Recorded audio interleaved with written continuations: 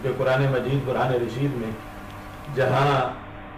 کچھ باتیں سننے کو اپریشیٹ کیا گیا ہے تو کچھ باتیں سننے سے ناراضگی کا اظہار بھی کیا گیا ہے، اور پھر جو ناپسندیدہ باتیں ہیں انہیں جو نہیں سنتا تو اللہ نے اس کی تعریف کی ہے کہ اس نے ناپسندیدہ باتیں سننے سے انکار کیا ہے۔ اس سلسلہ میں رب ذوالجلال فرماتا ہے وَإِذَا سَمِعُوا اللَّغْوَ أَعْرَضُوا عَنْهُ، اچھے بندے وہ ہیں کہ جب وہ لغو بات سنیں تو اس سے اعراض کرتے ہیں۔ لغو بات سننے سے اعراض کرنا یہ حق والوں کی شان ہے، کس کی سنیں اس کے لحاظ سے یہ قرآنی فیصلہ ہے کہ سننے کے لحاظ سے ہمیں یہ دیکھنا پڑے گا کہ کون سی چیز سننے والی ہے اور کون سی سننے والی نہیں ہے۔ ایسا نہیں کہ ہر کسی کے لیے اپنے کان کھلے کر کے رکھ دیے جائیں، کیونکہ کانوں کا ڈائریکٹ تعلق دل کے ساتھ ہے، اور دل ایک حوض ہے، مقدس پانی سے بھرا ہے، اور اگر کانوں کی نالی کے ذریعے کوئی بھی گندی چیز اس حوض میں چلی گئی یا کوئی گندا نظریہ، کوئی غلط بات، تو پھر وہ دل کا جو مقدس حوض ہے وہ سارے کا سارا متاثر ہو جائے گا اور انسان کا بہت بڑا خسارہ ہوگا۔ تو اس بنیاد پر یہ دیکھنا ہے کہ یہ کان جو دل تک جن کی رسائی ہے براہ راست، تو ان کو ستھرا رکھنا کتنا ضروری ہے۔ اچھی بات یہیں سے دل کو نور والا بناتی ہے، اور بری بات جو ہے وہ جب انہی کانوں سے انسان کے دل تک پہنچتی ہے تو پھر وہ دل اس کا نور ختم ہوتا ہے اور اس میں معاذ اللہ اندھیرا چھا جاتا ہے۔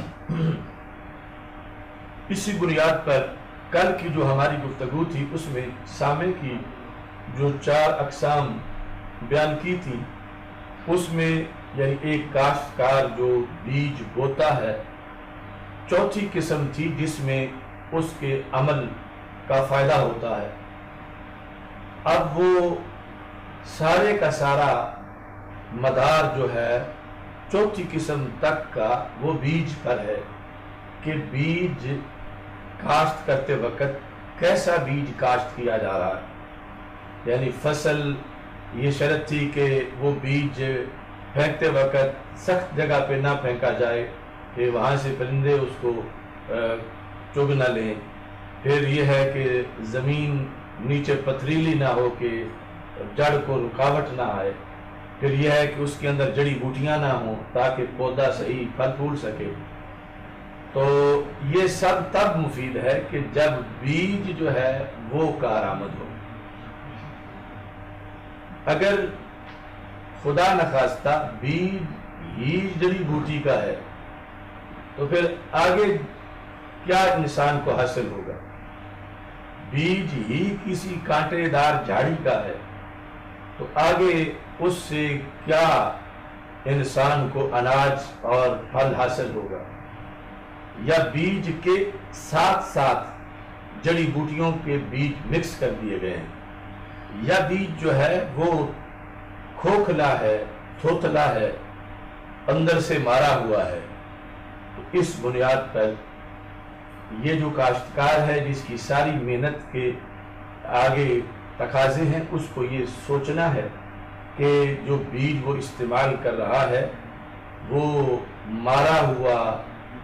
ایکسپائر جس کی ڈیٹ ہے ایسا نہ ہو، پھر جس چیز کا ہے وہ زیادہ قیمتی ہو، مثلا گندم کا ہے وہ جو کا بیج نہیں، وہ اس کے پیش نظر مالٹے یا آم کا پھل ہے تو وہ بیج کیکر کا نہیں، یہ شناخت۔ اور پھر یہ ہے کہ بیج تو اسی قسم کا ہے جو وہ چاہتا ہے، لیکن اس میں گھٹیا قسم ہے یا اس کے ساتھ اس میں اگنے کی صلاحیت نہیں، تو یہ ایک اچھے کاشتکار کے لیے ضروری ہے، تب جا کر آگے زمین اس بیج کو امانت کے طور پر رکھ کے پھر اس کی پرورش کر سکتی ہے۔ تو ایسے ہی کس کی سنے میں سامع پر یہ ضروری ہے کہ وہ جس کی سن رہا ہے اس کے بارے میں اسے پتہ ہو کہ وہ سناتا کیا ہے، وہ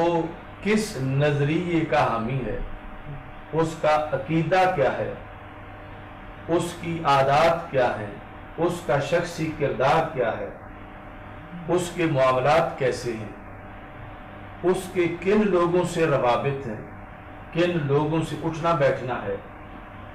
کہیں اس کے عقیدے کے اندر کوئی کجی تو نہیں، کہیں اس کا یہود و نصارہ یا بد عقیدہ لوگوں سے اٹھنا بیٹھنا تو نہیں، کہیں اس کے عقائد و نظریات زرد یا سیاہ تو نہیں۔ تو یہ سارا سامنے پر لازم ہے کہ وہ چیک کرے کہ وہ کس کی بات سن رہا ہے۔ اس واسطے قرآن مجید برہان رشید میں یہ کہا گیا وَإِذَا سَمِعُوا اللَّغْوَ أَعْرَضُوا عَنْهُ، کہ جب لغو بات ہو تو پھر جو ہے یہ اس سے اعراض کر لیتے ہیں، وہ بات نہیں سنتے۔ یعنی یہاں یہ نہیں ہے کہ کہا جائے کہ بندے آخر وہ بات کر رہا تھا تو اچھا خلق یہ ہے کہ اس کی سنی جاتی، یہاں یہ ہے کہ اعراض کیا جائے، واک آؤٹ کیا جائے اور احساس دلایا جائے کہ یہ بات غلط ہے اور غلط بات کیوں کی جا رہی ہے۔ اس سلسلہ میں مجموعی طور پر جو مسموع ہے، یعنی جو بات سنی جا رہی ہے، اس کی 3 قسمیں، اور ان کے لحاظ سے پھر آگے کیٹاگریز بنے گی کہ ہم کس کی سنیں۔ پہلے نمبر کے جو مسموع یعنی آواز جس چیز کی آ رہی ہے، جو چیز سنائی دے رہی ہے، وہ ایسی ہے یحبہ اللہ ویرضاہ، کہ جس سے اللہ پیار کرتا ہے اور جسے اللہ پسند کرتا ہے، اور اس کا رب نے اپنے بندوں کو حکم دے رکھا ہے کہ یہ سنو تم۔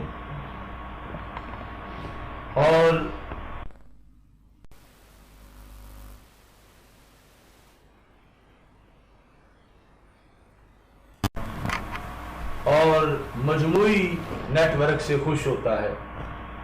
یہ پہلے قسم کی مسموعات ہیں، یعنی وہ مضامین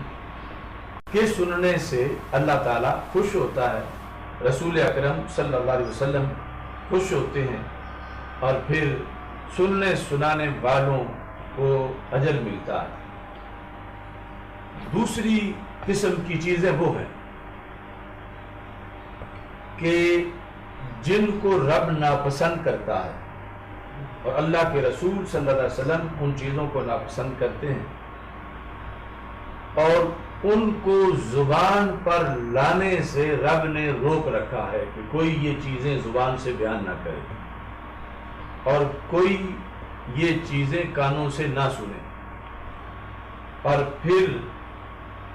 جو وہ چیزیں سنتے سناتے ہیں ان کے لیے وعید بیان کی گئی ہے، اور جو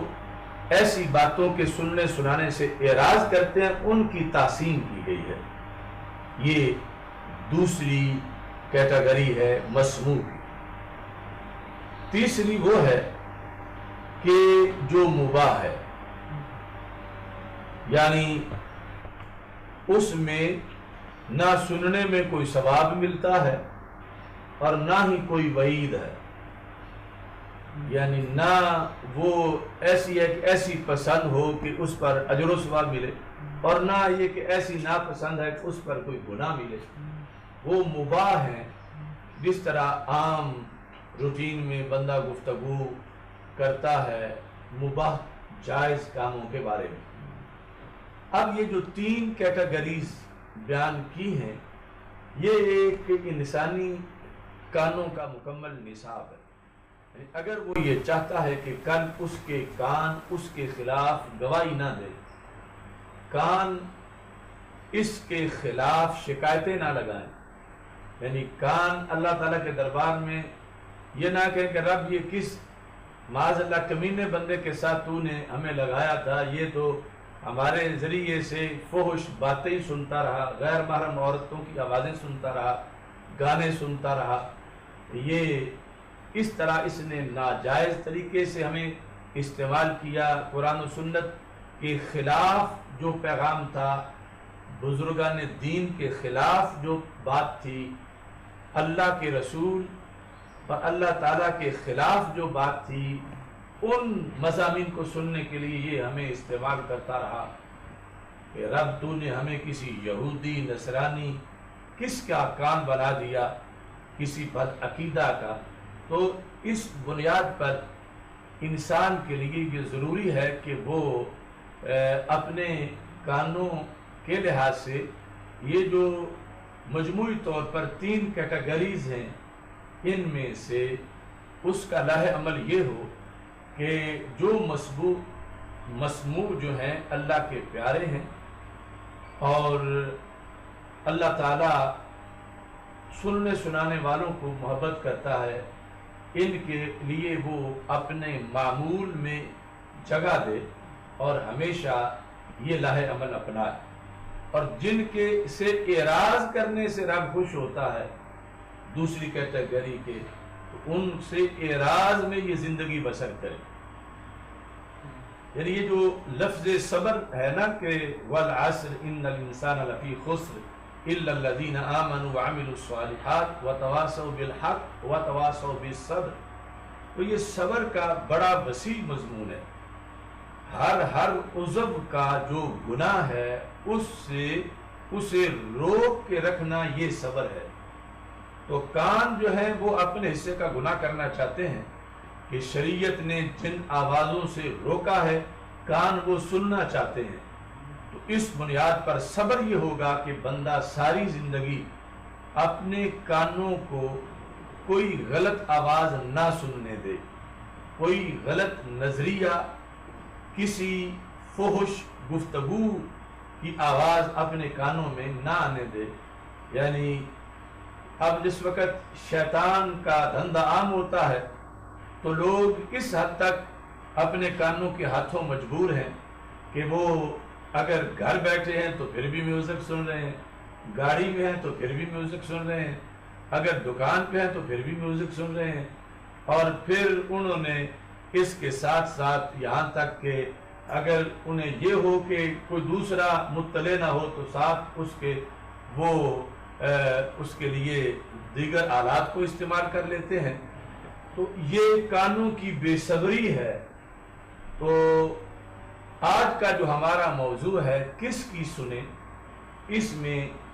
قرآن مجید قرآن رشید کے مضمون کے مطابق یہ جو 3 کیٹیگریز بیان کی گئی ہیں انہیں پیش نظر رکھنا از حد ضروری ہے۔ اور دوسری طرف جب ہم اس کو بالخصوص مبلغین کے لحاظ سے بیان کریں گے، واعظین کے لحاظ سے، مدرسین کے لحاظ سے، مصلحین کے لحاظ سے، اس میں یہ ہے کہ انسان جب سلیکٹ کرے کہ وہ کس کی بات سنے تو پھر اسے وہ کاشتکار کے کردار میں جو بیج کا کردار ہے اسے پیش نظر رکھنا چاہیے کہ جو اس نے مضمون سننا ہے وہ اس کی دل کی کھیتی کے لیے ایک بیج کی حیثیت رکھتا ہے، اور اگر وہ مبلغ، وہ لیڈر، وہ گفتگو کرنے والا بیمار نظریات والا ہے تو یقیناً اس کی تبلیغ اس کی طرف بیماری منتقل کرے گی۔ اگر اس کی جو افکار ہیں وہ پیٹنٹ اور مستند نہیں، یعنی وہ سنی سنائی باتیں کرتا ہے تو اس طرح پھر کچی باتیں ہی اس کی طرف منتقل ہوں گی۔ اگر اس کے اندر کچھ بد عقیدگی ہے تو پھر وہ بیج بھی صحیح نہیں، ساری محنت جو ہے وہ رائگاں چلی جائے گی۔ اور ایسے ہی بوقت واز مذاق جو ہے اس کو بھی جہالت قرار دیا گیا ہے۔ تو یعنی ایسا وقت کہ جب تعمیر کا پیریڈ ہے اس میں تخریب جو ہے یقیناً وہ معیوب ہے. اس کا یہ مطلب نہیں ہے کہ خوش مزاجی کی اجازت نہیں، یقیناً اس کی اجازت ہے، مگر یہ کہ تبلیغ کا جو پیریڈ ہے اور وقت ہے اس کو خرافات اور لطائف اس طرح کے واہیات اور لغویات کہ جس سے اصل مقصد ہی فوت ہو جائے اور لوگ فکر آخرت سے عاری ہو جائیں، تو وہاں تو ہے وَإِذَا سَمِعُوا اللَّغْوَ أَعْرَضُوا عَنْهُ کہ جب لغو باتیں ہوں تو پھر وہاں پر ضروری ہے کہ انسان اس سے اعراض کرے. قرآن مجید برہان رشید میں رب ذوالجلال نے اصول رکھا فَلَا تَقُعُدْ بَعْدَ الذِّكْرَىٰ مَعَ الْقَوْمِ الظَّالِمِينَ کہ اگر کہیں اللہ کی آیات کا مذاق اڑایا جا رہا، اسلامی نظریات کا مذاق اڑایا جا رہا، سنت کا مذاق اڑایا جا رہا، اسلامی عقائد کا مذاق اڑایا جا رہا، اللہ تعالیٰ فرماتا ہے حرام ہے کہ تم وہاں بیٹھو، یعنی بیٹھو گے تو سنو گے. تو اصل مقصد یہ ہے کہ وہ بات تمہارے کانوں تک نہ پہنچے. اب اس سے ہمیں یہ دیکھنا ہے کہ ایک مسلم سوسائٹی کے اندر قانون کے لیے ماحول سازگار کرنا کتنا بڑا فریضہ ہے. یعنی شریعت کے اندر مسلم معاشرے میں جس طرح پانی میں زہر ڈال دینا بہت بڑا جرم ہے کہ ایک کالونی ہے اس کی ٹینکی بنی ہوئی ہے، سارے کالونی میں سے پانی جاتا ہے اور اس میں کوئی زہر ڈال دیتا ہے، اب یہ جرم ہے سوسائٹی کے اگینسٹ، یہ بہت بڑا جرم ہے. اور یہ صرف ہمارے معاشرے میں نہیں، اتنا بڑا جرم امریکہ بھی اس کو سمجھتا ہے. ایسے ہی فضا میں کوئی زہریلی گیس چھوڑ دے بہت بڑا جرم ہے. تو ان دونوں جرائم سے بڑا جرم یہ ہے کہ اسلامی سوسائٹی کے اندر مسلمانوں کے کانوں تک کفر یا تبلیغ پہنچتی ہو، کافرانہ گفتگو پہنچتی ہو، واہیات اور شرم و حیا کی دھجیاں اڑانے والے پروگرام پہنچتے ہوں. اور آج یعنی اس طرف بالکل توجہ نہیں کہ فضا پر کتنا کنٹرول ہونا چاہیے کہ کوئی غیر مسلم چینل سیٹلائٹ کے ذریعے سے مسلمانوں تک اپنا زہر نہ پہنچا سکے، جو توحید کے خلاف، رسالت کے خلاف، قرآن کے خلاف، سنت کے خلاف، دین کے خلاف، شریعت کے خلاف جو دن رات ہزاروں چینل جو ہیں وہ زہر گھول رہے ہیں. اور یہ زہر اس ٹینکی کے پانی میں ڈالے گئے زہر سے بڑا ہے، کیونکہ اس سے جان جاتی ہے اور اس سے ایمان جاتا ہے. اور یہ روزانہ یہ دھندا ہو رہا ہے. وائے ناکامی متاع کارواں جاتا رہا، کارواں کے دل سے احساس زیاں جاتا رہا. آج ستم برائے ستم ہے کہ اس پر یہ احساس ہی نہیں کہ ہم نے اس زہر سے بچنا ہے. یعنی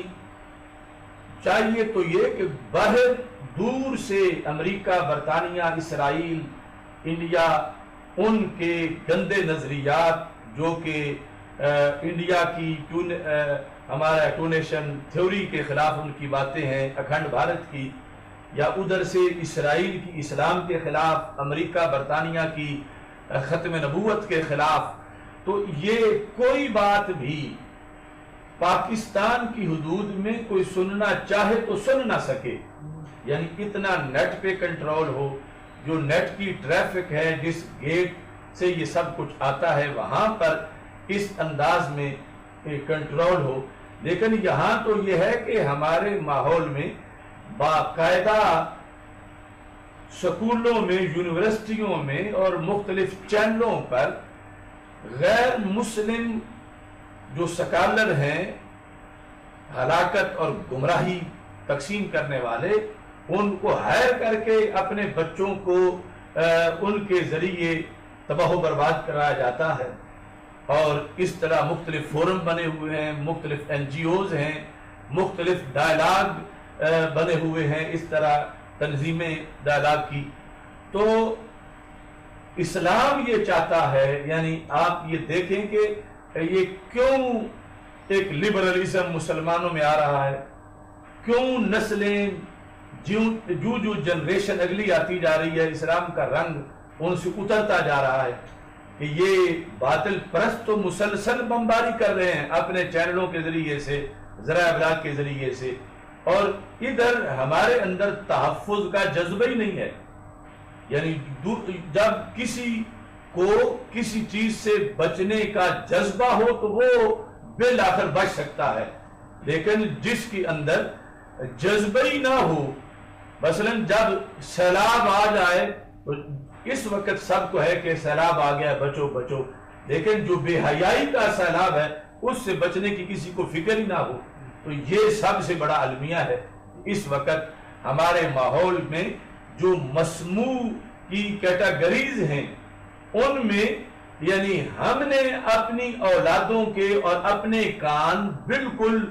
بغیر کسی رکاوٹ کے دشمن کے سامنے پیش کیے ہوئے ہیں، اور وہ جو گند بھرنا چاہتے ہیں وہ بھر رہے ہیں. اسلام کے خلاف جو چیز وہ اس کو کسی طرح کا رنگ دے کر وہ لانا چاہتے ہیں وہ لا رہے ہیں، اور امت مسلمہ لیٹی ہوئی ہے آگے، اور ان کے دماغوں میں وہ چیزیں فیڈ ہو رہی ہیں. تو یہ نظام ہمیں مضبوط کرنے کی ضرورت ہے، ورنہ نام مسلمانوں کے ہوں گے اور دماغ اندر انگریز کا ہوگا. یعنی چلتے چلتے اس طرح کی نسلیں بن جائیں گی کہ نام جو ہے وہ اسلامی ہوگا مگر کام شیطانی ہوں گے. اور یہ ہوگا کہ ان سے جب پوچھا جائے گا کہ اسلام کیا ہے تو معاذ اللہ کہیں گے باپ دادا سے سنا ہے کہ ایک مذہب ہوتا ہے اسلام، اور ہمارا بھی وہی مذہب ہے. تو ان سے پوچھا جائے گا نماز کیا ہے تو کہیں گے ہاں یہ ایک لفظ تو سنا ہے مگر ہمیں پتہ نہیں ہوتی کیا ہے. اس طرح کی نوبت آ جائے گی. اور باقاعدہ حدیث میں اس بات کا ذکر ہے کہ جس طرح کپڑے کے نقش و نگار مٹتے ہیں، یعنی آہستہ آہستہ دھیمے ہوتے جاتے ہیں، پھر ایسے ہی اسلام کے نقش و نگار بھی مٹ جائیں گے. تو وہ اس انداز میں مٹیں گے کہ جس طرح کی یہ ایک صورتحال میں اس موضوع میں سامنے بیان کر رہا ہوں. تو اس کے اندر یہ چیز بھی ہمیں عقائد و نظریات کے لحاظ سے دیکھنی ہے مسموع کہ کس کی سنیں. اس میں صحیح مسلم شریف سے میں ایک مثال یہ بھی سامنے رکھ رہا ہوں کہ کتاب الایمان کے اندر ہے، صحیح مسلم شریف میں، کہ رسول اکرم نور مجسم شفیع معظم صلی اللہ علیہ وسلم کی حدیث سننے کا کتنا اونچا مرتبہ و مقام ہے، اور سنانے کا جو نیٹ ورک ہے ہمارے آقا صلی اللہ علیہ وسلم نے اس کے لیے کتنی دعائیں مانگی ہیں. نبدر اللہ عبدا سامع مقالتی فحفظها ووعاها واداها. اے اللہ اس بندے کا چہرہ ہمیشہ تر و تازہ رہے، کبھی بھی نہ مرجھائے، نہ دنیا میں نہ آخرت میں. کس کا؟ ہمارے آقا علیہ السلام فرماتے ہیں من سامع مقالتی، جس نے میری حدیث سنی. یعنی سننے کے لحاظ سے سنو تو صحیح، اور کس کی سنیں تو سرکار دو عالم صلی اللہ علیہ وسلم فرماتے ہیں من سامع مقالتی. یہ بھی ہمارے آقا صلی اللہ علیہ وسلم کا کروڑوں بار احسان ہے. اگرچہ ہم وہ زمانہ نہیں پا سکے مگر رسول پاک صلی اللہ علیہ وسلم نے ہمیں بھی محروم نہیں رکھا، کیونکہ من سامع مقالتی میں ہم بھی ہیں، ہماری نسلیں بھی ہیں. قیامت تک جو بھی حدیث سنیں گے شوق سے وہ اس لسٹ میں آ رہے ہیں، اور لوگ پیر و فقیروں سے دعا کرواتے ہیں، فائدہ ہوتا ہے. لیکن اس دعا کا کیا کہنا جو نبیوں کے سردار حضرت محمد مصطفیٰ صلی اللہ علیہ وسلم فرما کے گئے ہیں، اور کن کے لیے کہ جو اس موضوع میں کامیاب ہیں کہ کس کی سنیں، کہ وہ ایرے گہرے کی بات نہیں سنتے، وہ نبیوں کے سلطان حضرت محمد مصطفیٰ صلی اللہ علیہ وسلم کی حدیث سنتے ہیں. سمع مقالتی فحفظہا، یہ جو سننے کے آگے کچھ ہم تقاضے بیان کریں گے وہ بھی ساتھ ہیں کہ سن کے اس نے یاد کر لیا، وَوَعَاهَا،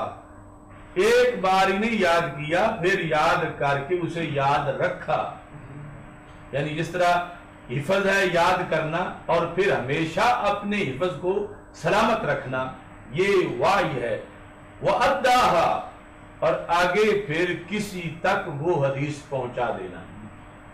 ان کے لیے رسول پاک صلی اللہ علیہ وسلم نے دعا مانگی ہے، ان کو ندرت النعیم کی کریم لگی ہے، ان چہروں کے لیے بہار ہے کہ یہ چاروں کام سننے سے لے کر سنانے تک، من سمع مقالتی فحافظہا ووعاہا واداہا، آگے پہنچا دیا سنانے کے ذریعے سے یا لکھ کر کسی ذریعے سے۔ تو اس بنیاد پر رسول اکرم صلی اللہ علیہ وسلم کی حدیث کے لحاظ سے اگرچہ سننے میں کتنا شوق ہے اور کتنا بڑا مقام و مرتبہ ہے، لیکن جب ملاوٹ کا دور شروع ہوا تو اس پر بھی باقاعدہ قوانین بنائے گئے کہ کس کی سنیں، کہ جو کہے کہ میں حدیث سناتا ہوں ہر ایک کی نہیں، اگرچہ حدیث کی بڑی شان ہے مگر یہ بھی تو دیکھنا ہے کہ سنانے والا کون ہے۔ اب یہ صحیح مسلم شریف کے مقدمہ میں یہ ذکر ہے، اور یہ صحیح مسلم شریف کا مقدمہ تقریباً ذخیرہ حدیث میں کسی کتاب کا اہم مقدمہ اتنا نہیں جامع اور مفید جتنا صحیح مسلم شریف کا مقدمہ ہے۔ تو صحیح مسلم شریف کے مقدمہ کے اندر امام ابن سیرین کا یہ قول ہے، کہتے ہیں لم یکونوا یسألون عن الاسناد، کہ لوگ اسناد کے بارے میں سوال نہیں کرتے تھے۔ اسناد جو ہے اس امت کی سپیشلائزیشن ہے، سند لغوی طور پر اسناد کا مطلب ہے کسی چیز کو کسی سہارے کھڑا کرنا، مثلا ایک لکڑی ہے خود نہیں کھڑی ہو سکتی، وہ دیوار کے ساتھ ٹیک لگائیں گے تو یہ ٹیک لگانا اسناد ہے۔ تو ایک ہے ٹیکسٹ یعنی حدیث کے الفاظ، اور دوسرا جو ہے وہ ہے چین آف اتھارٹیز کہ جن کے ذریعے سے ہم تک پہنچی ہے۔ اب یہ جو ذریعہ ہے اس پر مدار ہے سارا حدیث کا، اس واسطے اس کو سند کہتے ہیں، اور سند کے بیان کرنا یہ اسناد ہوتا ہے۔ تو امام ابن سیرین جو تابعین کے بہت بڑے امام ہیں، یعنی ابھی یہ صحابہ کے شاگرد ہیں، کوئی دور کی بات نہیں، اور جس زمانے میں ہے اس زمانے میں یقیناً ابھی صحابہ بھی ہیں، تو کہتے ہیں لم یکونوا یسألون عن الاسناد، کہ لوگ ہمارے معاشرے میں سند نہیں پوچھتے تھے، یعنی جب کوئی بندہ آ گیا ہے محترم شخصیت، وہ کہتا ہے قال رسول اللہ صلی اللہ علیہ وسلم، یعنی صحابی نہیں، ویسے کوئی، چونکہ اب یہ بھی تو ہو سکتا ہے نا کہ ابھی تابعین کا زمانہ ہے، تو رسول پاک صلی اللہ علیہ وسلم تک بات پہنچنے کے 3 واسطے ہوں، 4 واسطے ہوں، کیونکہ واسطہ تو تھوڑی سی مدت میں بھی ہو سکتا ہے کہ صحابی سے ایک شخص نے سنا تابعی نے، پھر اسی تابعی سے کسی دوسرے تابعی نے سنا، پھر کسی تیسرے نے سنا، پھر چوتھے نے سنا۔ اب آگے جا کر جب بات آئی تو یہ پیچھے چیک کیا جائے گا کہ کس کس سے یہ بات چل کے آئی ہے۔ تو پہلے شوق میں اور ملاوٹ نہیں تھی تو سند نہیں پوچھتے تھے، یعنی یہی ہوتا تھا کہ کسی نے آ کے کہا کہ فلاں بزرگ ایک آئے ہوئے ہیں ہمارے گھر، آؤ ان کی پاس کوئی سن لو،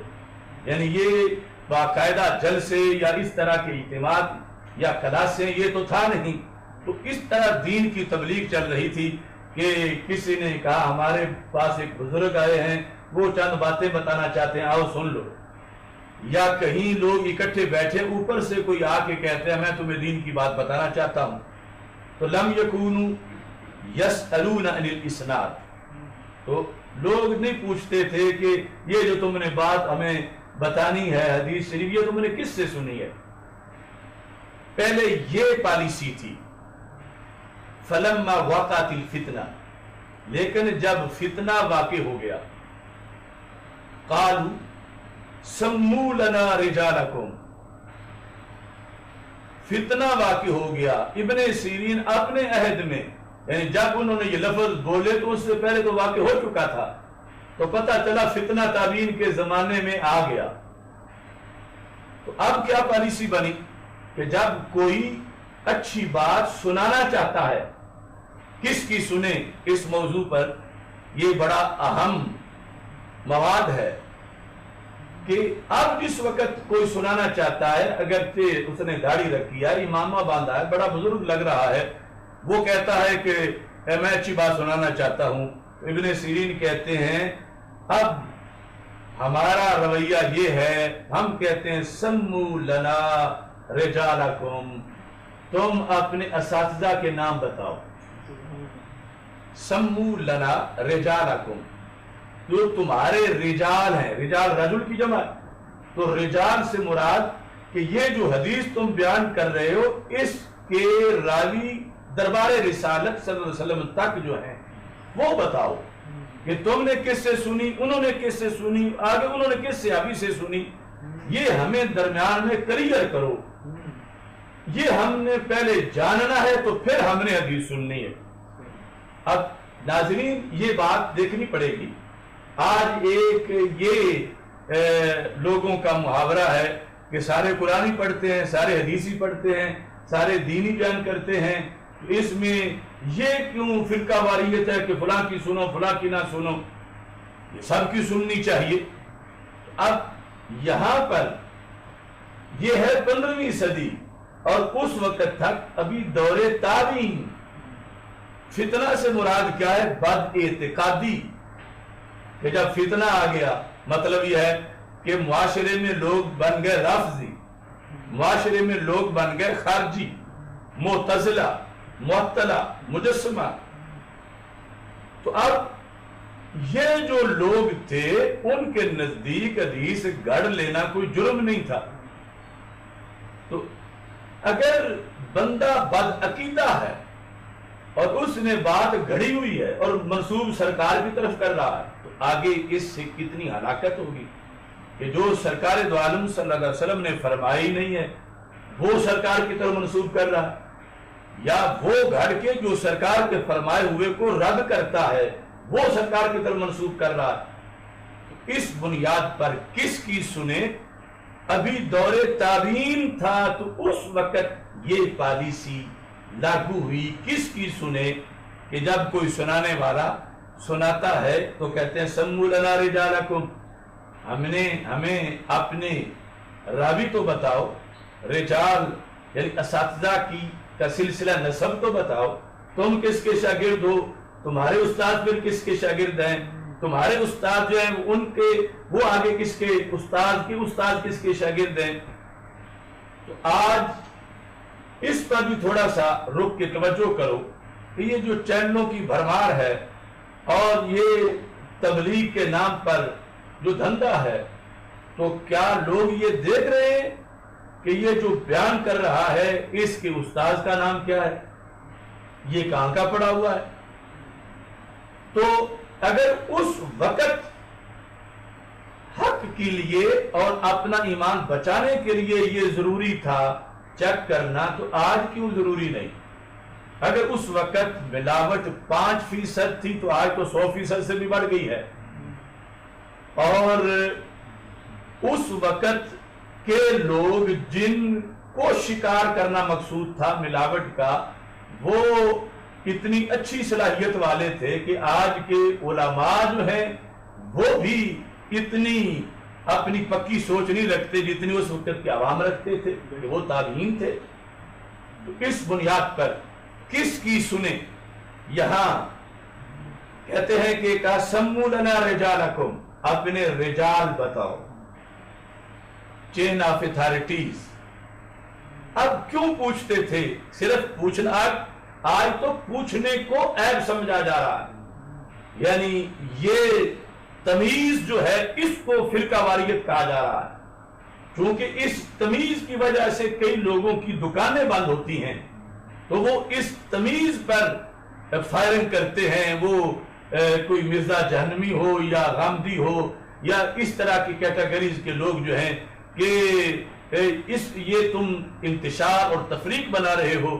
یعنی ان کو یہ ہے کہ چور چوری کرتا رہے اور بلب نہ جلایا جائے. اگر بلب جل جائے گا تو چور کا پتہ چل جائے گا. بلب جلانے کو فرقہ واریت کہہ رہے ہیں. اور امام ابن سیرین کہتے ہیں تابعین کا زمانہ تھا، ہم نے اس وقت ہی بلب جلا لیے تھے. سمو لنا رجالکم، اپنے رجال بتاؤ. یہ کیوں پوچھا جائے گا؟ فَيُنْظَرُ إِلَىٰ أَهْلِ السُّنَّةِ فَيُؤْخَذُ حَدِيثُهُمْ. فَيُنْظَرُ إِلَىٰ أَهْلِ السُّنَّةِ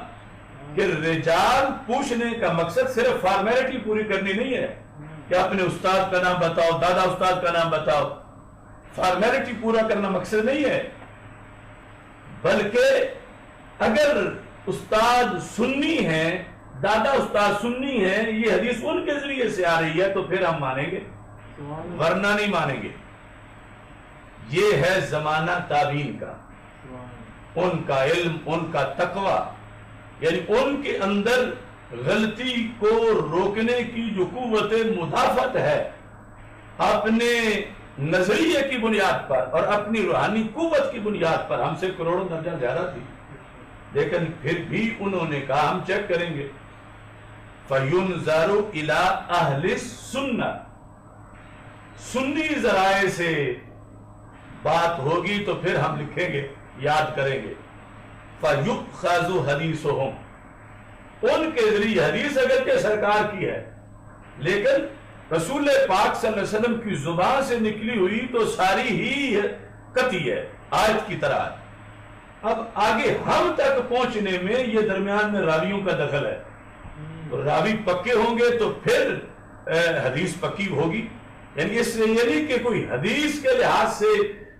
کسی طرح کا اشتباہ ہے، حدیث تو حدیث ہے، لیکن ہم تک پہنچنے کے لحاظ سے یہاں ضروری ہے کہ دیکھا جائے کہ ذریعے کس سے آ رہی ہے بات. یہ گھر کے تو نہیں یا کوئی لفظ مکس تو نہیں کر رہا. تو یہ طے تھا تابعین کے زمانے میں بھی کہ سنی نہیں گھڑتے اور سنی الفاظ نبی علیہ السلام میں ملاوٹ نہیں کرتے. اس واسطے سنی کو پہچانا جاتا تھا. وَيُنْظَرُ إِلَىٰ أَهْلِ الْبِدْعِ فَلَا يُؤْخَذُ حَدِيثُهُمْ، جو غیر سنی ہے، یعنی سارے جو گھڑے ہوئے افکار تھے وہ سارے بدعتی تھے، خواہ وہ روافض ہوں، خوارج ہوں، معتزلہ ہوں. تو اگر یہ کسی کا نظریہ ہوتا تھا فَلَا يُؤْخَذُ حَدِيثُهُمْ، ان سے روایت کردہ حدیث نہیں لی جاتی. کس کی سنیں؟ آج تو کہتے صاحب کی ہی سنیں، حالانکہ یہ جو سننے والے ہیں ان کا کوئی اپنا میرٹ ہی نہیں، یعنی پختگی نہیں. ادھر جو چٹانوں سے مضبوط ایمان رکھتے تھے وہ پھر بھی پابندی کر رہے تھے کہ ہر کسی کی نہیں سننی، دیکھنا ہے، پوچھنا ہے استاد کون ہے، دادا استاد کون ہے، پردادا استاد کون ہے. فَيُؤْخَذُ حَدِيثُهُمْ، تو پھر ان کی حدیث لی جائے گی اگر اہل سنت ہیں، اور اگر اہل سنت نہیں ہے تو پھر ان کی حدیث نہیں لی جائے. اب اس وقت اتنا ضروری تھا. آج یعنی اس دور میں اہل سنت کے اندر کچھ لوگ قیادت تک پہنچے، حالانکہ وہ اپنے استادوں کے نام مجمع میں نہیں بتا سکتے. یعنی ایسے ایسے مدارس کے پڑھے ہوئے ہیں اور ایسے ایسے اساتذہ کے شاگرد ہیں کہ وہ اگر اپنا تعارف ان کے ذریعے سے کرائیں تو خود ان کے سر جھک جائیں. یعنی وہ اپنا سلسلہ نسب نہیں بتا سکتے، اپنا استادی شاگردی کا سلسلہ نسب اور کچھ پیری مریدی کا نہیں بتا سکتے کہ ان کے پیر اس درجے کے گمراہ ہیں کہ جو میلاد کے خلاف تقریریں کریں یا میلاد کے جلوس پہ پتھراؤ کریں. ان کے جو مدارس ہیں جن سے انہوں نے پڑھا ہے ان کا نام نہیں بتا سکتے کہ وہ پکے خوارج کے ہیں یا روافض کے ہیں. اس بنیاد پر ان چیزوں کا بالآخر جو ہے وہ فرق پڑتا ہے. اور وہ چیزیں اگرچہ اب حدیث تو مدفن ہو چکی ہے، لیکن پھر بھی رہ و رسم کے لحاظ سے ایسی چیزیں آگے اثر کرتی ہیں۔ جس مسجد کا خطیب جو ہے وہ صلح کلی ہے، یقیناً وہاں کے نمازیوں پر اثر ہوگا۔ جن کا پیر جو ہے وہ تفضیلی ہے یا رافضی مائل ہے یا خارجیت کے لقمے اس نے کھائے ہوئے ہیں، تو یقیناً ان لوگوں پر آگے اثرات جو ہیں وہ مرتب ہوتے ہیں۔ تو اس واسطے یہ کہا گیا کہ علم ایک دین ہے۔ دیکھو یہ کس سے حاصل کر رہے ہو؟ ان ھذا العلم دین، یہ علم خود دین ہے۔ فانظروا امن تأخذون دینکم، دیکھو تم دین لے کس سے رہے ہو۔ یعنی وہاں گوشت لینے میں اگرچہ آج تو وہ بھی لوگ نہیں دیکھتے کہ کسائی کا عقیدہ کیا ہے، تو وہاں دیکھتے ہو تو یہ جو ایمان کی رضا ہے یہ جہاں سے لیتے ہو، یہاں کیوں نہیں دیکھتے کہ کس کا ہم لیکچر سنتے ہیں، کس کو ٹی وی پہ سنتے ہیں، کس کے کلپ سنتے ہیں، کس کی بات سنتے ہیں۔ یہ اس بنیاد پر یعنی اگر میں اپنی طرف سے ایک کوئی نظریہ بیان کرتا تو یقیناً یہ پھر چیک کرنا پڑنا تھا کہ یہ بندہ جو بیان کر رہا ہے تو کیا یہ بھی بات ٹھیک ہے۔ تو میں تو قرآن اور سنت اور صحابہ اور تابعین کے ذریعے سے اس بات کو واضح کر رہا ہوں کہ کس کی سنیں۔ یہ اس وقت کا بہت بڑا مسئلہ ہے کہ یہ پہچان نہیں ہے، یہ پہچان نہیں ہے کہ کس کی سننی ہے۔ لباس خضر میں یا سینکڑوں رہزن بھی پھرتے ہیں، اگر زندوں میں رہنا ہے ذرا پہچان پیدا کر۔ کتنے خضر راہ بنے ہوئے ہیں، کتنے لیڈر بنے ہوئے ہیں، کتنے قائد بنے ہوئے ہیں، جو قائد نہیں لیکن کشک والے کاف والے یقیدون قیدہ والا دھندا کرتے ہیں۔ تو اس بنیاد پر یعنی محلے کا خطیب بھی تو ایک قائد ہے، اس کو بھی دیکھنا ہے، جو بچوں کو ٹیوشن پڑھاتا ہے اس کو بھی دیکھنا ہے، جو ترجمۃ القرآن کی کلاس پڑھا رہا ہے اس کو بھی دیکھنا ہے۔ اور آج اتنا لبرلزم ہے، یہ کیا دیکھنا ہے، سارے ایک ہی پڑھاتے ہیں۔ اور اب ابن سیرین کہتے ہیں کہ ہم تو اس طرح نہیں کرتے اور چیک کر کے صرف سنی کی طرف سے بات لیتے ہیں۔ اب آج ہمیں جو تانے دیتے ہیں کہ انہوں نے آ کر یہ تفریق بنا دی ہے، یہ سنی ہے، یہ رافضی ہے، تو میں پوچھتا ہوں کہ صحیح مسلم کوئی آج کی لکھی ہوئی ہے؟ اور میں پوچھتا ہوں کہ امام ابن سیرین کوئی آج کی بات ہے اور وہ کوئی معمولی شخصیت ہیں، اور یہ مقدمے کے اندر ان کا قول ذکر کرنے والے امام مسلم جو اصول کے لیے اس بات کو ذکر کر رہے ہیں، تو یہ کوئی معمولی مسئلہ ہے؟ ہرگز ایسا نہیں۔ یہی دستور ہے اگر انسان زندہ رہنا چاہتا ہے خود اور اپنی اولاد اور اپنے معاشرے کے اندر، تو پھر اس کے لیے یہ ضروری ہے کہ وہ یہ اہتمام کرے کہ وہ کیا سن رہا ہے۔ اپنے مقدس دل کی کھیتی میں کانٹے تو نہیں بو رہا، چاہتا ہے کہ پھول کھلے اور بوتا کانٹے ہے، چاہتا ہے کہ وہاں مالٹے اگے اور بوتا کیکر ہے، تو پھر یہ خود اس کی بے وقوفی اور حماقت ہے۔ یہ پہلے اپنا بیج تو چیک کر لے، اس کے بعد پھر اللہ کے فضل پر بھروسہ کرے، اللہ پر توکل کرے۔ لیکن جس کو ڈیمانڈ گندم کی ہو اور بیج جو کا کاشت کر کے کہ رب کے فضل سے گندم ہو جائے گی، اللہ تو کن سے سب کچھ کر سکتا ہے، مگر اس نے تو جو کرتوت کیا ہے اب وہ جو کے جو ہی ہوں گے، وہ جو سے گندم کس طرح ہو سکتی ہے۔ اس بنیاد پر والدین کو چاہیے کہ وہ اپنے بچوں کی تربیت میں بھی یہ چیز دیکھیں کہ وہ کن سکولوں میں تعلیم دلوا رہے ہیں۔ وہاں لیکچر دینے والے یہودی ہیں، کرسچن ہیں، لبرل ہیں، ترجمہ قرآن پڑھانے والے وہاں رافضی یا خارجی ہیں، تو یہ بچہ نہیں بچ سکے گا۔ یہ جو والدین کی امید ہے اس پر کہ کل آفتاب بنے، تو یہ کوئی ابو اندھیرا تو بن سکتا ہے یہ سویرا نہیں بن سکتا. سویرا تب بنے گا جب اس کے لیے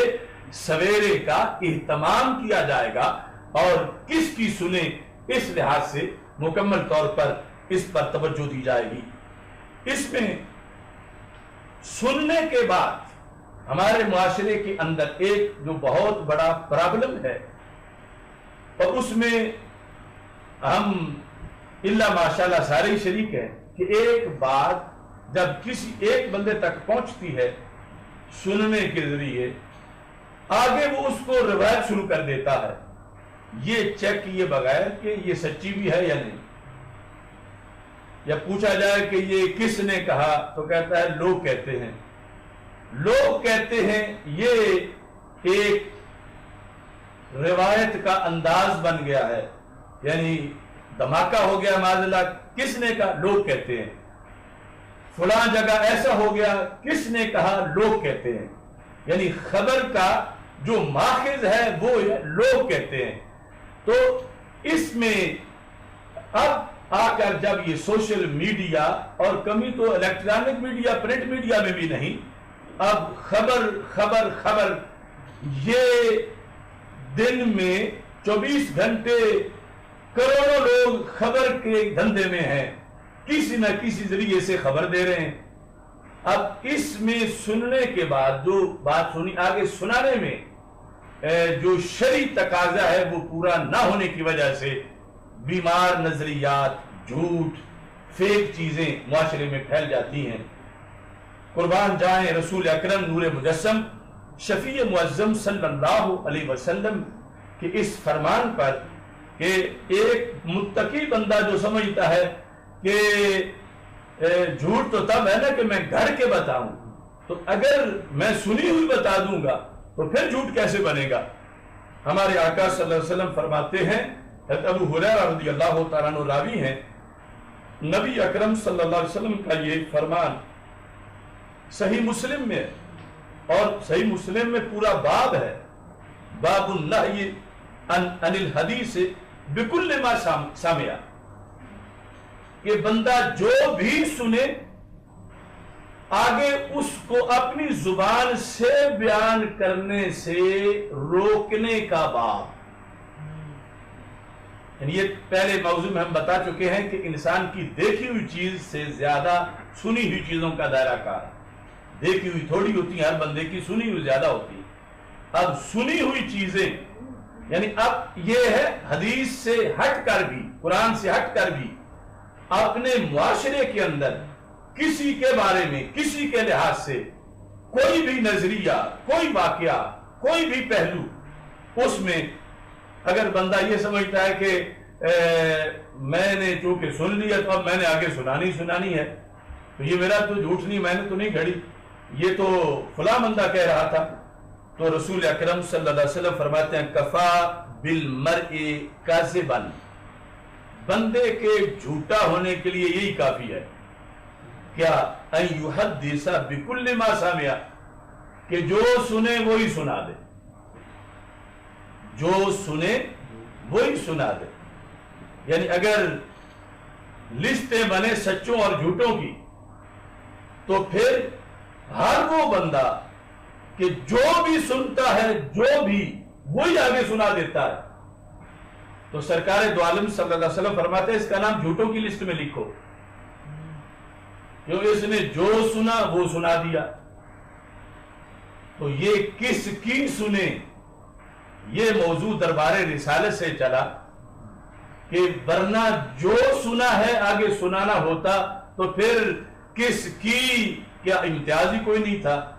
بلکہ ایک بندہ جو ہے وہ ایک طرف سے سن رہا ہے دوسری طرف سنا رہا ہے، اس طرح سرکل چلا ہوا ہے. تو ہمارے آقا صلی اللہ علیہ وسلم نے فرمایا کہ تمہیں کتنی نفرت ہے کہ تمہیں کوئی جھوٹا کہے. تو اگر تم اپنے بارے میں یہ پسند نہیں کرتے کہ تمہیں کوئی جھوٹا کہے تو پھر ہر سنی ہوئی بات آگے نہ سنا دو، ہر سنی ہوئی بات آگے نہ سناؤ، کیونکہ جب تمہاری زبان سے نکلے گی تو ذمہ تمہارا بھی بنے گا، اور تمہارے پاس اس کا کوئی ثبوت نہیں، تمہارے پاس اس کے لحاظ سے دلائل نہیں، تو کم از کم اسے تولو، اس کے ماخذ پوچھو، اس کے لحاظ سے تو پھر آگے اس کو روایت کرو، ورنہ جو ہے وہ تم جھوٹے قرار پاؤ گے۔ اور اس میں دوسری طرف یہ بھی ہے کہ جو سنی ہوئی ہے سچی اور وقت سنانے کا ہے، جو اس وقت نہیں بولتا وہ بھی پکڑا جاتا ہے، یعنی جسے حدیث میں کہیں گونگا شیطان کہا گیا ہے، کہیں اس کی زبان کو آگ کی کینچی سے کاٹنے کی وعید دی گئی ہے کہ بات تم نے سنی ہوئی تھی، تمہارے پاس حدیث تھی، تمہارے پاس دین تھا، یا کوئی ایسا واقعہ ہو گیا تھا، تم عینی گواہ تھے اور تم نے وہ بات جو ہے وہ چھپائے رکھی اور تم نے خود سنی ہوئی تھی اور آگے بیان نہ کی۔ تو اس بنیاد پر یعنی یہی امتحان ہے انسانی زندگی کے ہر وقت کہ جس میں اس نے ان سارے ضابطوں کو پیش نظر رکھنا ہے کہ ہمارے دین نے ان تمام جہات میں ہمارے لیے یہ چیزیں رکھی ہیں اور اس کے ہم تابع ہیں، اس کے زیر سایہ پھر زندگی کی ہر گھڑی اللہ کی اطاعت میں گزرے گی اور انسان کے لیے کامیابی کامیابی ہے۔ تو کس کی سنیں، اس کے لحاظ سے یہ چھوٹا سا ایک خلاصہ میں نے آپ کے سامنے پیش کیا، جو میرے سمیت ہر مبلغ کے لیے، ہر سامع کے لیے، ہر درجہ یعنی ہر عمر کا جو بندہ ہے اس کے لیے، سب کے لیے یہ ضروری ہے کہ کس کی سنیں، وہ نظریات ہوں، وہ مشاورت ہو، وہ حالات حاضرہ کرنٹ ایشوز ہوں، ان ساری چیزوں کے اندر یہ بات جو ہے وہ ضروری ہے۔ اور بالخصوص اگر شعبہ صحافت سے تعلق رکھنے والے لوگ یہ گفتگو سنیں تو ان کے لیے تو ہر گھڑی کے لیے یہ ایک مینارہ نور ہے کہ کس کی سنیں اور کیسے آگے سنائیں۔ اس سلسلہ میں یعنی قرآن مجید برہان رشید نے بہت سے احکام بیان کیے ہیں، اور بالخصوص حکمرانوں سے ہماری یہ ریکویسٹ ہے، اگرچہ امید تو ہمیں نہیں،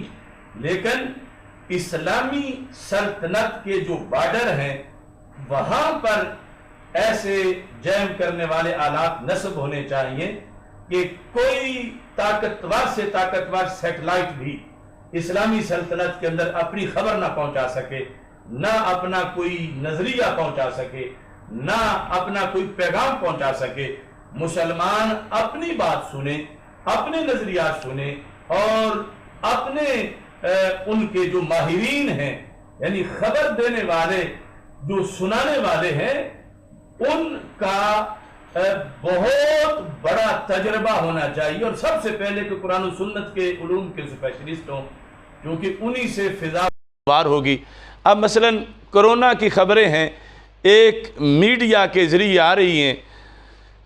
اب ساری دنیا انہی خبروں پر اعتماد کر رہی ہے جو اعتماد کر رہے ہیں، اور اپنے کوئی ذرائع نہیں،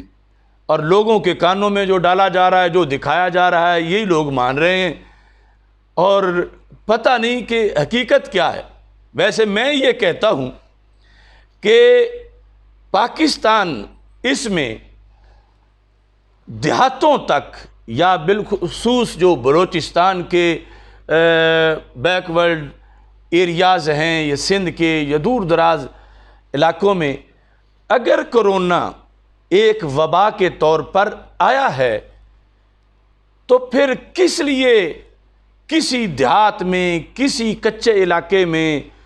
کرونے کی وجہ سے اپنے طور پر معاذ اللہ مر جانے والے لوگ کیوں نہیں نظر آتے؟ یعنی جب بھی کوئی کرونے سے مرتا ہے تو ان کی نگرانی میں ہی مرتا ہے۔ یعنی اگر یہ بیماری ہے تو کیا ان سے پوچھ کے کہیں آتی ہے؟ اپنے طور پر بیماری اگر بارڈر کراس کر کے داخل ہو چکی تھی، خدا نخواستہ ہوتی تو پھر یہ ہونا تھا کہ دیہاتوں میں ایک بندہ سڑک پہ چڑھتا گر گیا ہے، دوسرا اس سے 4 فٹ آگے گر گیا ہے، اس طرح کر کے ایک دیہات میں 10-15 بندے بھی یوں نظر کے سامنے ایک خاص بیماری میں مرتے تو پتہ چل جاتا کہ یہ ایک بیماری ہے۔ اب یہ ایسی بیماری ہے کہ پتہ بھی انہی کی کٹ سے چلتا ہے صحیح بھی انہی کے ٹیسٹ سے ہوتی ہے، مرتا بھی انہی کے کہنے پہ ہے، ہم کس چیز پہ اعتماد کر سکتے ہیں؟ یعنی اگر کوئی واقعی چیز ہے تو ایسا تو ہے نہیں پاکستان کے یہاں اتنا ہولڈ ہے سائنس کا، ٹیکنالوجی کا اور ڈاکٹروں کا کہ ہر بندے کی یہ کیئر کر رہے ہیں اور ہر بندہ ان کے پاس ہے، کروڑوں لوگ ان کی اپروچ سے باہر ہیں، اور اگر ان سے پوچھے بغیر کرونا آ رہا ہے تو ان کروڑوں میں سے کتنے ہیں کہ جن کے عینی شاہد ہوں ہزاروں سینکڑوں بندے کہ کرونے کی وجہ سے ایک بندہ تڑپ رہا تھا اور ہم پہنچ گئے ہیں اور اس کو اٹھا کے لے گئے ہیں، ایک بندہ بے ہوش ہونے کے قریب تھا، ایک بندہ دیوار سے ٹکر مار رہا تھا، ایک بھی مثال عوام کو کیوں نہیں ملی؟ یعنی کرونے کا ہونا بھی انہی کے مرہون منت ہے کہ کٹ سے چیک ہوگا تو پھر کرونا تلاش ہوگا، اور پھر آگے صحت یاب ہونا بھی انہی پہ ہے، بیمار ہونا بھی انہی پہ ہے، اور اس کا مر جانا پتہ نہیں وہ کس مرض میں مرا ہے جس کو یہ کرونا کا جو مریض بنا کے دفن کر رہے ہیں۔ تو آفت یا وبا اللہ بچائے، وہ تو اس کے لیے عوام کی آنکھیں، انسان کی آنکھیں ہر جگہ دیکھ لیتی ہیں کہ ہمارے خاندان میں اتنے لوگ ہیں وہ آج صبح اٹھے نہیں، ان کو اٹھتے وقت پرابلم ہو گیا ہے، وہ بے ہوش ہو گئے ہیں، ان کی چیخیں نکل رہی ہیں، پوری سلطنت کے اندر ایک بھی ایسی مثال نہیں ہے، اور یہ ایسی بیماری ہے جو ساری میڈیا کے ذریعے چل رہی ہے، ساری ٹیکنالوجی کے ذریعے، یعنی جس کی آمد کا پتہ تو کم از کم عام آنکھ کو بھی لگ جائے، چلو آگے ٹھیک ہے ڈاکٹروں کا دخل ہے، اس کی یہ بیماری علاج ہوگا، مگر دیہاتوں کے دیہات جو آئسولیشن میں نہیں ہیں، جنہوں نے نہ دن میں اتنی بار ہاتھ دھوتے ہیں، وہ نہ انہوں نے ماسک پہنے ہوئے ہیں، ہزارہا لوگ معاشرے میں چلتی کھلی سڑکوں، بازاروں میں، گھروں میں، آج تک کہیں 5-10 ثبوت بھی نہیں مل سکے کہ بیماری آئی ہے اور بیماری سے یہ ایسا ہو گیا ہے۔ تو صرف ایک میڈیائی کائنات کے ذریعے سے سب کچھ بتایا جا رہا ہے۔ تو خبر اصل یہ ہم پہلے بھی ویسے بھی اپنے کئی معاملات میں یہ بتا چکے ہیں کہ مسلمانوں کی خبر رساں ایجنسیاں اپنی ہونی چاہیے، مسلمانوں کا میڈیا اپنا ہونا چاہیے۔ اب یورپ کا میڈیا سیاہ کو سفید کہے تو ہمارا میڈیا بھی سفید ہی کہے گا، یورپ کا میڈیا دن کو رات کہے تو ہمارا میڈیا اتنی جان ہی نہیں رکھتا کہ یہ کہنے نہیں دن ہے رات نہیں ہے۔ تو اس طرح پھر کس طرح رہنمائی ہو سکتی ہے کسی معاشرے میں؟ تو کس کی سنیں؟ اس کے لحاظ سے یہ ایک میں صرف ٹچ دے رہا ہوں تھوڑا سا، اگر پورا رمضان بھی ہم بیان کریں تو سارے شعبہ جات میں بالخصوص صحافت اور اینکر اور ان کے لحاظ سے جو قرآنی اصول آیات ہیں کہ کتنا بڑا فرض ہے خبر کی تحقیق کر کے دینا اور مناسب وقت میں دینا، یعنی یہ نہیں للو پنجو جو ہے وہ سارے جو ہے وہ پیمرا میں بٹھا دیے جائیں کہ جو چیز چلانی ہے وہ نہ چلائیں، جو نہیں چلانی وہ چلائیں، جو صبح کے وقت چلانی ہے وہ شام کے وقت چلائیں۔ اس پر قرآن کی آیات ہیں کہ خبر چلانے کا مناسب وقت دیکھو، ورنہ یہی خبر موت بن جائے گی، یہی خبر وقت پہ چلے حیات بن جائے گی۔ تو اس بنیاد پر یہ قرآن و سنت سے لے کر حالات حاضرہ کے سارے معاملات تک یہ ہمارا موضوع ہے، جس میں آگے سوچنے کے لیے ہم نے راہیں متعین کی ہیں کہ کتنا سوچا جا سکتا ہے اس پر، اور ہمارے دین نے اس سلسلہ میں کتنا ضروری قرار دیا ہے کہ ان چیزوں کو پیش نظر رکھا جائے۔ آج کے ہمارے پروگرام میں جو تعزیتی ریفرنس کے لحاظ سے پروگرام ہمارا ہے، یقیناً ایصال ثواب کی یہ جو تقریب ہے، حضرت پیر سید عظمت علی شاہ صاحب بخاری قدس سر العزیز ہمارے ملک کے نامور مشائخ میں سے تھے، اور یہ جو خانقاہوں کے اندر انحطاط آ رہا ہے مختلف آستانوں پر، تو اس صورتحال میں حضرت پیر سید عظمت علی شاہ صاحب بخاری مشائخ کی صف میں ایک غنیمت تھا ان کا وجود، چونکہ آج بہت سا طبقہ ان پڑھ پیروں کا سجادوں پہ براجمان ہے، اور ظاہر ہے کسی ان پڑھ کو بھی ان پڑھ کہیں تو وہ غصے میں ہی ہوگا، لیکن جب ان پڑھ ہوگا تو دلو و ادلو، یہ چونکہ وہ ضرور رہنمائی کرے گا، اگرچہ چپ سرکار ہو، اشاروں سے بھی وہ کچھ کروا تو رہا ہے، اور جب اسے پتہ نہیں ہے کہ زمین ہے یا آسمان ہے یا دن ہے یا رات ہے، سیاہ ہے یا سفید ہے احکام میں، تو وہ پھر کیسی رہنمائی کرے گا؟ تو حضرت پیر سید عظمت علی شاہ صاحب بخاری قدس سر العزیز آپ باقاعدہ درس نظامی کے فارغ التحصیل تھے، اور آپ نے درس نظامی کا ایک بڑا واضح حصہ بکی شریف میں پڑھا، جامعہ محمدیہ نوریہ رضویہ بکی شریف۔ حضرت حافظ الحدیث پیر سید محمد جلال الدین شاہ صاحب نقشبندی قادری قدس سر العزیز نے 1940 میں جس کی بنیاد رکھی، تو حضرت حافظ الحدیث رحمۃ اللہ علیہ کے شیخ کامل ہیں حضرت پیر سید نور الحسن شاہ صاحب بخاری، جن کے لخت جگر حضرت پیر سید باقر علی شاہ صاحب بخاری قدس سر العزیز، اور ان کے پھر آگے بیٹے ہیں حضرت پیر سید عظمت علی شاہ صاحب بخاری۔ تو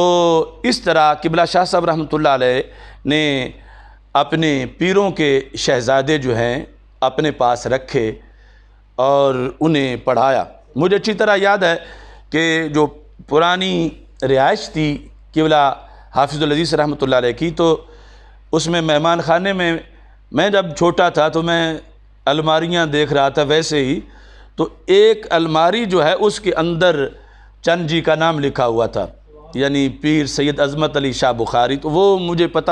کرنے سے چلا کہ جب آپ رہتے تھے تو اس الماری میں اپنا سامان رکھا ہوا تھا، یعنی مدرسہ میں نہیں، گھر کے اندر جو حضرت حافظ الحدیث رحمۃ اللہ علیہ کا گھر تھا، چونکہ چھوٹی عمر میں گھر بھی آنا جانا تھا،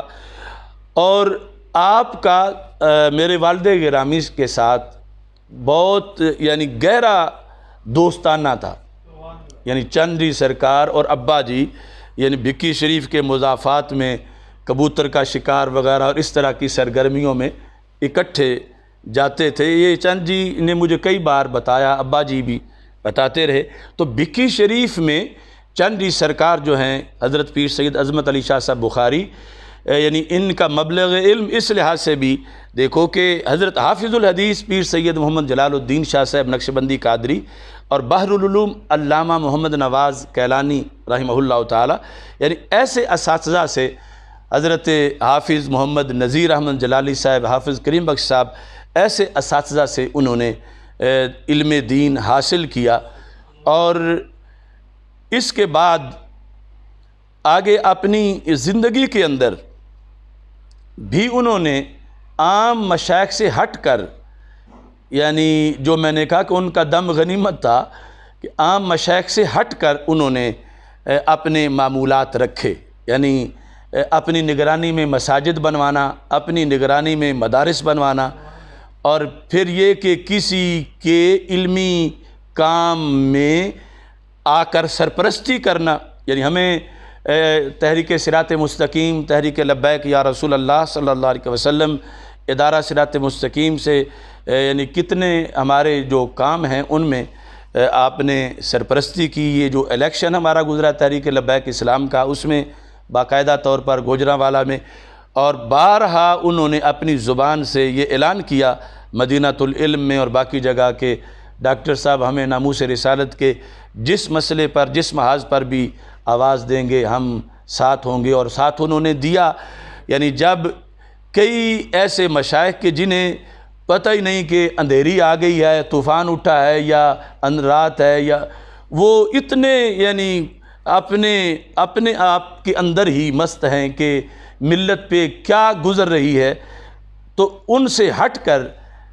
حضرت پیر سید عظمت علی شاہ صاحب بخاری آپ نے مریدین کی بھی تربیت کی، آپ نے حالات کے معاملات کو بھی پیش نظر رکھا، تحریکوں میں بھی حصہ لیا، تنظیموں کے ساتھ رابطہ بھی رکھا، اور پھر ایک بیماری جو بعض آستانوں پہ رفض والی ہے، تفضیلیت والی ہے، اس کا بھی آپ نے ڈٹ کے مقابلہ کیا، اور حضرت مجدد الفیض ثانی قدس سر العزیز آپ کے افکار سے منسلک رہے، اور اعلیٰ حضرت امام احمد رضا بریلوی قدس سر العزیز کے افکار سے منسلک رہے۔ یقیناً علم کلام کے لحاظ سے یہ جو دو شخصیات بر صغیر کی ہیں، ان کا جو لکھا ہوا ہے وہ بندے کو اللہ کے فضل سے گمراہ نہیں ہونے دیتا، اور بہت کم مشائخ ہیں کہ جو اس کا مطالعہ کرتے ہیں یا منسلک رہتے ہیں۔ تو یہ بھی یعنی جو تعلق ہے خواجہ خواجگان حضرت پیر سید نور الحسن شاہ صاحب بخاری، ان کی وجہ سے ہی، یعنی ہمارا جو رابطہ بریلی شریف سے ہے انہی کی وجہ سے ہے، کیونکہ جب حضرت حافظ الحدیث رحمۃ اللہ علیہ نے اور مولانا محمد نواز کیلانی رحمہ اللہ تعالیٰ نے دورہ حدیث پڑھنا تھا، تو حضرت پیر سید نور الحسن شاہ صاحب بخاری نے خود فیصلہ کیا کہ ہم نے بریلی شریف سے دورہ حدیث پڑھوانا، یعنی اس وقت ابھی پاکستان نہیں بنا تھا اور بریلی شریف کا سفر بڑا دور کا تھا، تو لفظ یہ تھے کہ ہم نے آخری مور بریلی شریف سے لگوانی ہے، کہ بریلی شریف والوں کا عقیدہ نور علی نور ہے۔ تو اس طرح یعنی ہم لاکھوں کروڑوں لوگوں کا رابطہ بریلی شریف کے ساتھ حضرت پیر سید نور الحسن شاہ صاحب بخاری کے ذریعے سے ہوا، اگرچہ پھر یعنی جب پاکستان بن گیا تو حضرت محدث اعظم پاکستان وہ بھی ہمارے حصے میں آئے، اور پھر ان کے ذریعے سے بھی، لیکن پہلے وہاں جانے کے لحاظ سے بریلی شریف یہ ان کی آنکھ دیکھ رہی تھی، حضرت پیر سید نور الحسن شاہ صاحب بخاری قدس سر العزیز کی، کیونکہ یہ تجویز آ رہی تھی کہ اس سال دورہ کے لیے نہ جائیں، اگلے سال جائیں، تو آپ نے فرمایا نہیں، اسی سال جانا ہے، کیونکہ اگلا سال تھا 1947 پاکستان بننے کا، یعنی پھر نہ جا سکتے تھے نہ آ سکتے تھے۔ تو اس طرح یعنی یہ جو رابطہ تھا، تو آستانہ علیہ والا شریف سے حضرت پیر سید عظمت علی شاہ صاحب بخاری جو ہیں، انہوں نے پھر ان افکار کو بھی زندگی بخشی، ایسی کتابیں شائع ہوئیں بالخصوص تفضیلیوں کے خلاف اور شان امیر معاویہ رضی اللہ تعالیٰ عنہ میں، اور دیگر جو مسائل سے جو ضرورت تھی، مجلہ بھی نکالا، دارالعلوم بھی قائم کیا۔ تو اس طرح بیرونی ملک دورے بھی کیے پوری دنیا کے اندر۔ مجھے یہ شرف حاصل ہے کہ میں نے بیرون ملک بھی دوروں کے اندر بالخصوص عرب امارات میں ان کے ساتھ مختلف پروگراموں میں حصہ لیا، اور وہ اللہ تعالیٰ کے فضل و کرم سے بہت تابناک زندگی انہوں نے ان سارے پہلوؤں کے لحاظ سے بسر کی۔ میری دعا ہے کہ خالق کائنات جل جلالہ آپ کے درجات کو بلند کرے، اور جتنا بڑا مرکز ہے کیلا والا شریف، یعنی نور نگر ہے، اس کے لحاظ سے اب ذمہ داریاں حضرت پیر سید سجاد حیدر شاہ صاحب جو ہیں ان کے کندھوں پر ہیں۔ اللہ تعالیٰ ان کو مزید ہمت اور توفیق عطا فرمائے، اور خالق کائنات جل جلالہ حضرت چند جی سرکار کو فردوس میں بلند مقام عطا فرمائے۔ وآخر دعوایا ان الحمدللہ رب العالمین۔ ناظرین اب ختم شریف ہوگا۔ اعوذ باللہ من الشیطان الرجیم، بسم اللہ الرحمن الرحیم۔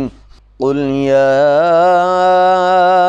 ایہا الکافرون لا اعبد ما تعبدون ولا انتم عابدون ما اعبد ولا انا عابد ما عبدتم ولا انتم عابدون ما اعبد لکم دینکم ولی دین۔ بسم اللہ الرحمن الرحیم۔ قل هو الله أحد الله الصمد لم يلد ولم يولد ولم يكن له كفوا أحد بسم الله الرحمن الرحيم قل هو الله أحد الله الصمد لم يلد ولم يولد ولم يكن له كفوا أحد بسم الله الرحمن الرحيم قل هو الله أحد الله الصمد لم يلد ولم يولد ولم يكن له كفوا أحد بسم الله الرحمن الرحيم قل أعوذ برب الفلق من شر ما خلق ومن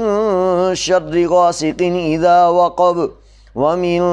شر النفاثات في العقد ومن شر حاسد إذا حسد بسم الله الرحمن الرحيم قل أعوذ برب الناس ملك الناس إله الناس من شر الوسواس الخناس الذي يوسوس في صدور الناس من الجنة والناس بسم الله الرحمن الرحيم الحمد لله رب العالمين الرحمن الرحيم مالك يوم الدين إياك نعبد وإياك نستعين اهدنا الصراط المستقيم صراط الذين أنعمت عليهم غير المغضوب عليهم ولا الضالين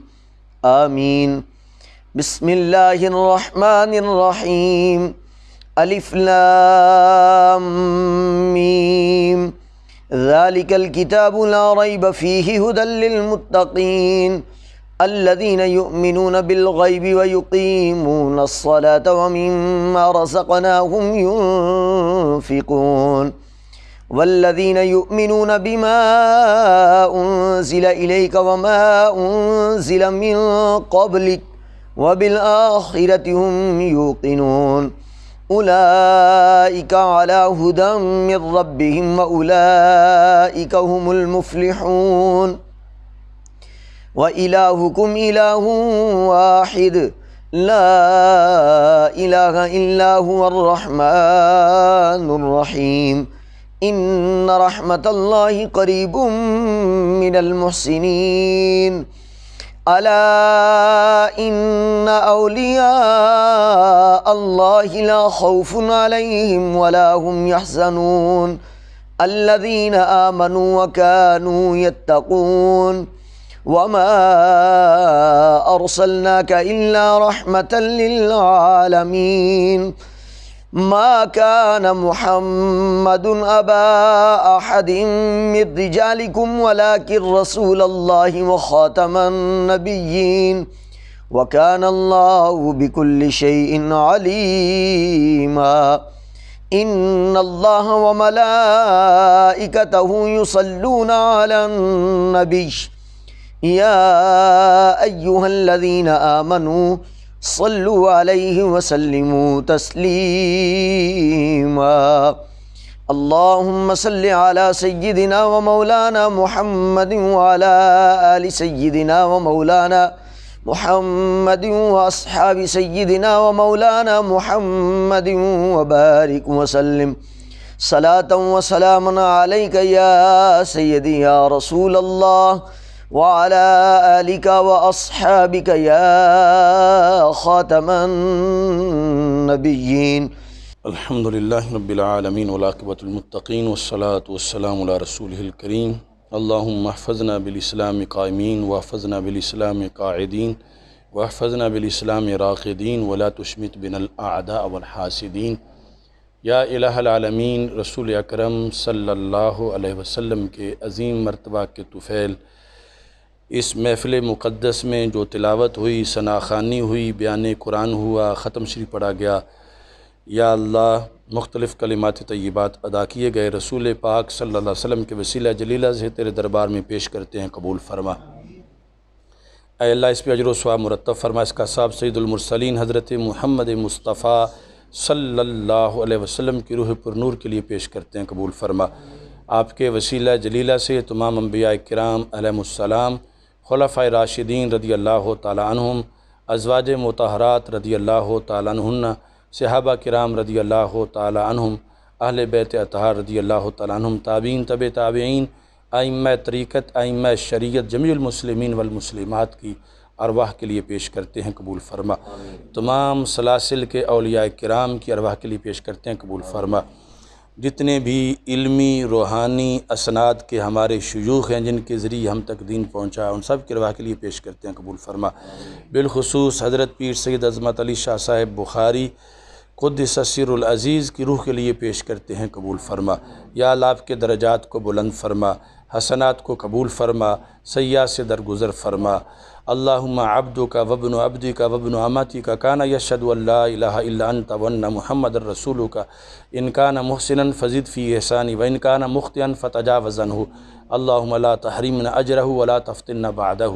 اللہم اغسلہ بالماء والثلج والبرد ونقہ من الخطایا کما ینقى الثوب الابیض من الدنس